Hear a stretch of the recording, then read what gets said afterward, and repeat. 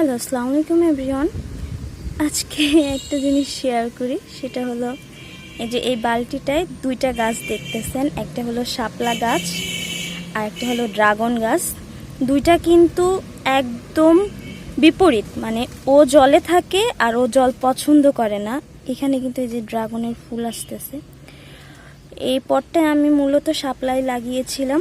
শীতের মধ্যে কিছু শাপলা আছে না, যে গাছটা মারা যায়, নিচে বাল্বটা থেকে যায়, মানে শালু যেটা, সেটা আবার পরে পানি পেলে বর্ষার সিজনে বেঁচে ওঠে।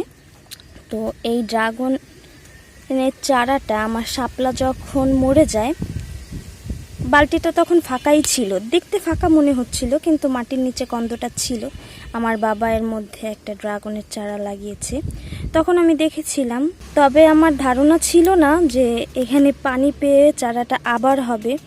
এই বৃষ্টির মধ্যে এই বালতিতে পানি জমেছে আর সেই পানি পেয়ে শাপলা হয়ে গেছে। এখন আমি কাকে রাখবো আর কাকে তুলবো সেটাই বুঝতেছি না।